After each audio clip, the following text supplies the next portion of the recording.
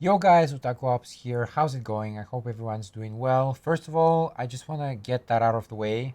But thank you for all the new subscribers to my channel. I didn't expect it, to be honest, because I'm just, playing games and no, I don't have a schedule. Nobody's asking me to play certain games. I'm just kind of doing what I want to do, and it's nice to see that some people maybe are reminded by nostalgia or something like that, and they come and check out my channel, and that's really great. Thanks a lot. Obviously, next one on my list is gonna be Dragon Age Origins.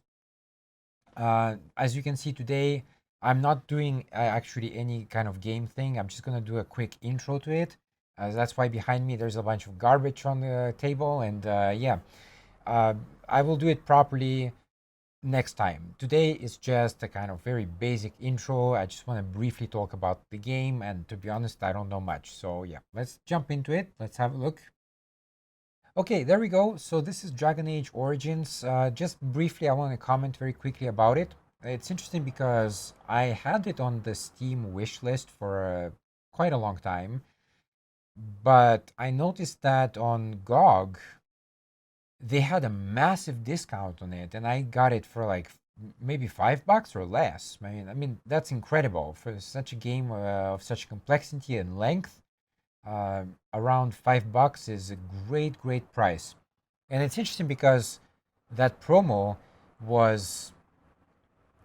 You would think that it would go on at the same time, right? So both on Steam and on GOG, but it's not the case. So I would urge people before they buy games now basically to compare on different platforms, because you might think that, well, on Steam it's comfortable and it's easy, but there might be a better deal elsewhere. And we don't, obviously we're not like super millionaires, we're not billionaires, and money matters. So yeah, just be aware of what's out there. Do your research. So today, what I want to do is just a very brief intro into the game. I had it before. I think I played a demo or something. It was basically just the first stage, but that was a while ago, and I completely forgot how to play it. So obviously, in my next video, where I'll do a proper playthrough, I will properly describe everything and talk about how to play it. Where to push, where to click, etc., etc. From what I remember, it was pretty simple, but obviously it needs a bit of time getting used to the controls, right? And let's just look at the interface very quickly. I configured it into 1920 by 1080, but in windowed mode, because it's easier to capture. And overall on the screen, it looks pretty good, I have to say. So when you start a new game, it's going to ask you Dragon Age Origins or Awakening. Obviously, the first time playing, you don't know what is what. So even I'm not even sure, but I think obviously Awakening is after Origins. So yeah, you do Origins and it's gonna load some stuff. I'm gonna skip this for now because again, this will all be present in the full walkthrough, but just today, just to show you the character, I'm gonna skip some stuff. And the first thing you get here is a choice of the character. So I just want to mention here, I just finished the playthrough of all the Eye of the Beholders. So 1, 2, 3. And in Eye of the Beholder, you had a character selection, but the portraits, for example, were preset. So that was preset by the company, and you couldn't customize them at all. In this game, you can customize your character. So you can change the length of the hair, you can change the color of the skin, you can do a bunch of stuff. What I'm trying to say though is that there are certain people, especially, from the older generation, and for some reason they are very set in their old ways. They like Eye of the Beholder, and that's it. You know, they refuse to budge and to try new things. But Dragon Age Origins is basically the same idea. It's just in 3D, and you can customize your character. And that's pretty much it, though. But it's still kind of a dungeon crawler if you think about it. So I don't know why people refuse to make the jump. I don't. I think it's some kind of mental block. Like, some people just, it's like with music. They are stuck on like 90s music or something, or 80s music, and they completely refuse to budge and try to explore new things. And I think that's kind of their loss, big time, because they're just missing out at the end of the day. Let's look at this for a second. So here you can choose your gender, which is in this case very simple. It's just male or female. Typically, when I'm given a choice in these games, I always go with female. But again, today I'm not going to even choose the character. I'm just going to show you the customization options. And then you can choose race, which is human, elf, or dwarf. Now, obviously, the choice of race gives you some benefits, and it will say so in the description. For example, if you pick a dwarf, then you get 1 strength, 1 dexterity, 2 constitution, and 10% resistance to hostile magic. That's pretty good, actually. That's a good deal. With elf, you get 2 willpower plus 2 magic, and with humans, you get kind of the, general package: strength, dexterity, magic, and cunning. I'm kind of skeptical about cunning for humans, but yeah, okay, what can you do? So, I don't know, here it's up to you, obviously, what you want to do, but just to continue here, I'm going to pick human. You have 3 classes. You can choose a warrior, you can choose a mage, and you can choose a rogue. So, again, you have certain abilities based on that. Obviously, the mage, you got spells, and warrior is good. The thing is, like, when you start the game like that, it's always a good idea to have a fighter. I know, obviously, later you meet other characters and you can mix and match. Just like in Eye of the Beholder, you also have your fighters and mages, etc. But the thing is, like, if you only have one character, I always think it's a very safe choice to go with a warrior. So you do that, and then you click on next, and you can change the name. Obviously, that's fine. Default name is Elisa.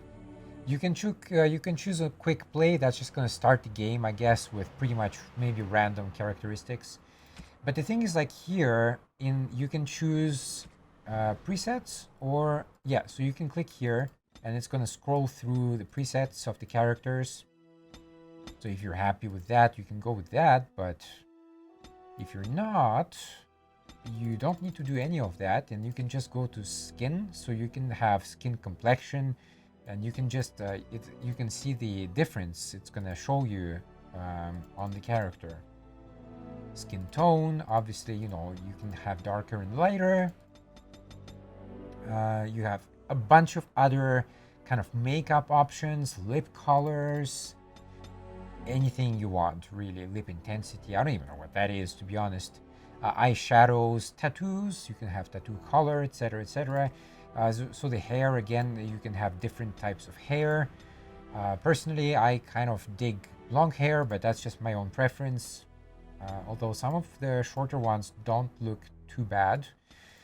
But again, it's up to you. The thing is, you'll notice here, every time you change it, it will also update it in your avatar. So that's cool. You can change the hair color, of course. Whatever you want. Eyebrow color. You can have eye.